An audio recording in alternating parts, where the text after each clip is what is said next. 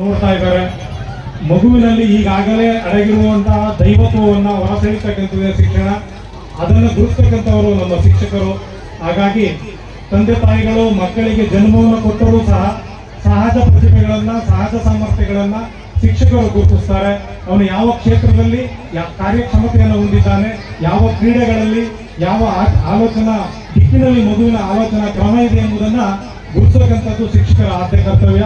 ಆ ಒಂದು ಸರ್ವಾಂಗೀಣ ವಿಕಸನಕ್ಕೆ ಪ್ರಗತಿ ಶಿಕ್ಷಣ ಸಂಸ್ಥೆ ಹೆಸರೇ ಪ್ರಗತಿ.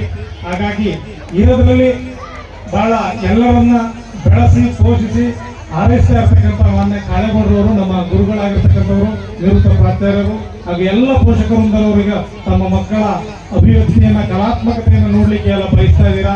ಮತ್ತೊಮ್ಮೆ ತಮ್ಮ ಮಕ್ಕಳ ಪ್ರತಿಭೆಯ ಅನಾವರಣವನ್ನು ನೀವು ಕಾತುರಾಗಿ ಕಾಯ್ತಾ ಇದ್ದೀರಾ. ನಿಮ್ಮೆಲ್ಲರಿಗೂ ಒಳ್ಳೆಯದಾಗಿದೆ ಅಂತೇಳಿ ಎಲ್ಲ ಪೋಷಕ ಸನ್ಮಿತ್ರಗಳಿಗೆ, ನನ್ನೆಲ್ಲ ಆತ್ಮೀಯ ಹಿರಿಯ ಸನ್ಮಿತ್ರಗಳಿಗೆ ಹಾಗೂ ವೇದಿಕೆ ಮೇಲೆ ಯಾರಾದರೂ ಬಿಟ್ಟಿದ್ರೆ ಅವರಿಗೆ ಮತ್ತೊಮ್ಮೆ ನನ್ನ ವೈಯಕ್ತಿಕವಾಗಿರ್ತಕ್ಕಂಥ ಅಭಿನಂದನೆ ಸಲ್ಲಿಸಿ ನನ್ನ ಮಾತನ್ನು ಮುಗಿಸ್ತೇನೆ. ಯಾಕೆ ಅಂತ ಹೇಳಿದ್ರೆ ಶಿಕ್ಷಣದಲ್ಲಿ ಇಂಥ ಕಾರ್ಯಕ್ರಮಗಳು ಬಹಳ ಮುಖ್ಯ. ಏನೇ ಆಗಲಿ ಈಗೆಲ್ಲ ವಿದ್ಯೆಯ ಜೊತೆಗೆ ಕೌಶಲ್ಯ ಬಹಳ ಮುಖ್ಯ. ಇದನ್ನ ಹೇಳಬೇಕಾಗ್ತದೆ ನಾನು ಇಲಾಖೆಯಾಗಿ.